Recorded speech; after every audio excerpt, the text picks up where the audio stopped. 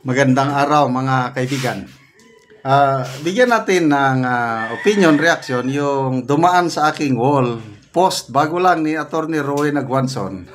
Sabi niya, sinasabihan niyo ako kasi ang dami niya ng fans ngayon 608,000 nata.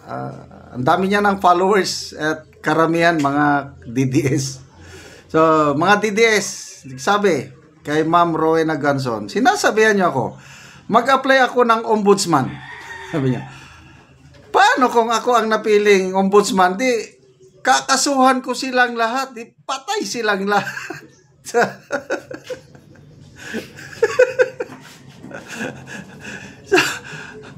Mag-apply ako, sabi niya.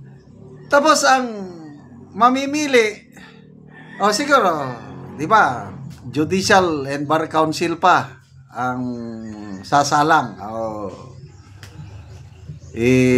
Ano muna, i-trim down ang mga applicants.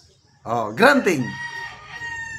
Isa siya sa i-recommend. Ang alam ko yan, 3 ata eh. Kasama ang pangalan Attorney Guanzon kasi overqualified siya eh. Binasa ko yung mga comments. Overqualified ka, ma'am. Sige na, apply na. Granting. Isa siya. Ang makakalaban niya, Secretary Boying Rimulya. Sino sa tingin nyo ang pipiliin ng presidente?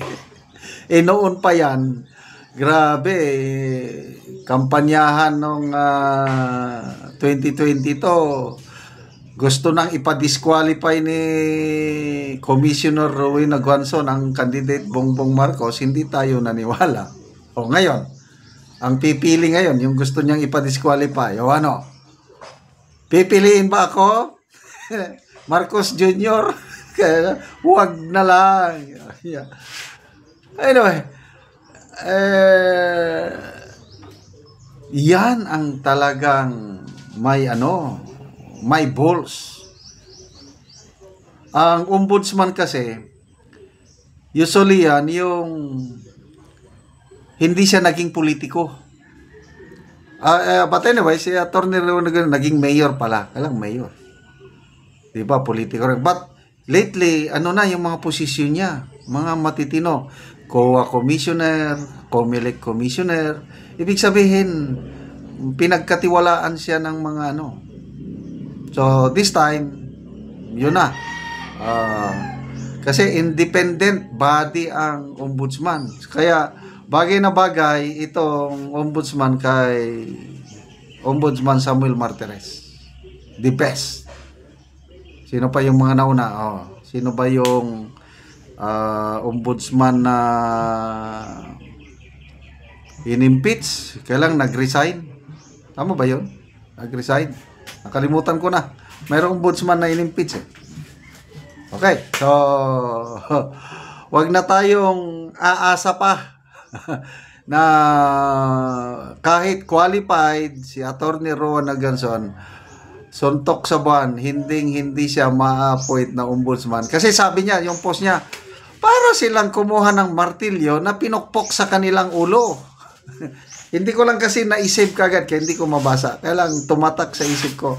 Parang kumuha sila ng martilyo, pinukpok sa kanilang ulo. Pag ako ang i-appoint nilang ombudsman, patay sila lahat, kakasuhan ko sila lahat. Okay. So ito, speaking of ombudsman pa rin, kasi mag-apply si Secretary Boying. Merong opinion ni isang magaling na DDS vlogger, si Jesus Busi Duque. Paborito ko ito. Tingin niya, opinion niya ito, ng pagpili kay Boying Rimulya's ombudsman is preparation beyond 2028. Kasi nakikita na nila, sabi ni Jesus Duque, mananalo si BP Sara sa 2028. So, buffer na nila ito, protection na nila na may didepensa sa kanila na ombudsman. Okay, pakinggan natin ito.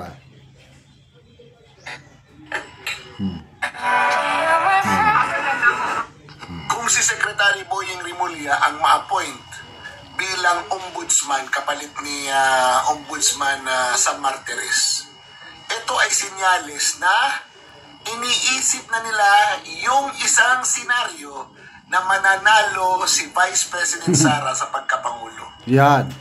Kasi kailangan nilang proteksyonan yung kanilang mga sarili.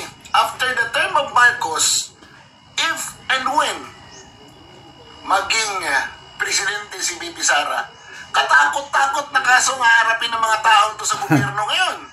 Katakot-takot talaga at lahat ito ay ipa-file sa Office of the Ombudsman. So kailangan nila talagang proteksyonan yung kanilang sarili dito. Otherwise, di ba? Ill-gotten wealth na naman yung mga kaso yan. Di ba? May mga kulong yung mga yan. And, syempre, hindi araw-araw Pasko. Bawi-bawi din pag may time. So, in order to protect themselves, kung ma-appoint ito si Boying Rimulya as ombudsman, isa na yan sa preparation nila. And, kung ma-appoint siya, he will be serving for 6 years. Fixed term yan.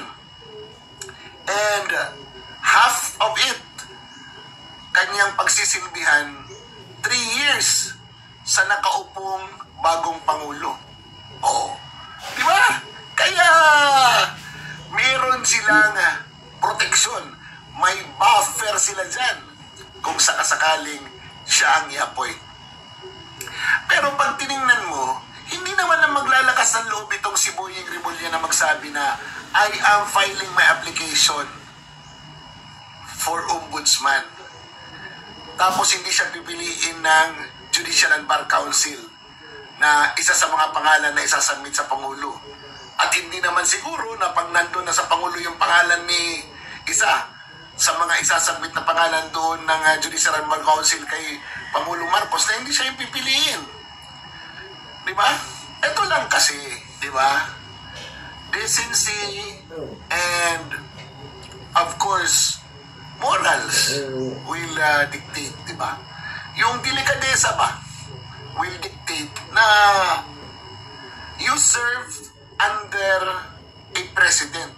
You were once an alter ego of the president. In fact, for 2 occasions you were appointed as caretaker of this government by the President. The Office of the Ombudsman is an independent institution created by the 1997 Constitution. So, yan po ang opinion ni Mr. Jesus Duque na ang galing. Anong sabi nyo?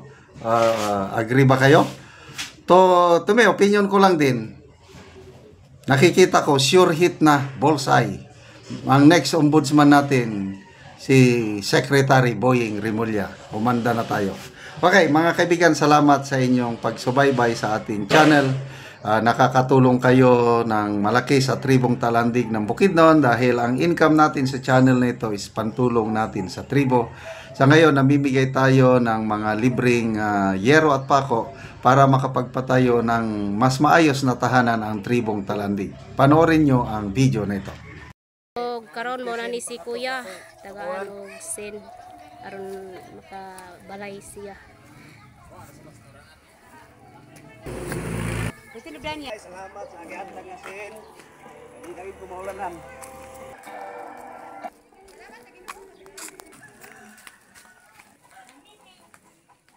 So abot na gyud siya sa iyang balay. So karon mo na ni ang itsura sa balay ni Kuya nga gatuluan na gyud siya na nay mga uslot sa iyang balay.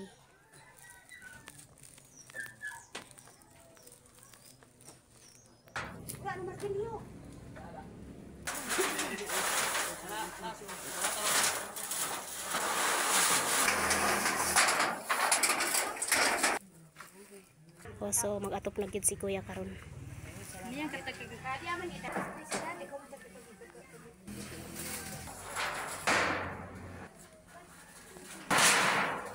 Sa video og sa mga viewers natuntang murakan pa ilang matabangan. Pasok ka. O karon humana gyud ang atop ni Kuya. Nag-atop na gyud siya. O karon Kuya, unsa imong masulti nga natagaan na mo yero nga nakaatop na gyud mo? Ay salamat kayo sa Ginoo ug sa video ug sa mga supporters sa kaniyang vlog. sa mga vlog. Oo, so, kuya. Pasalamat lang kung dako nga natupad gyud akong abuhan. Oo. Sige, at ate og kuya, salamat kaayo.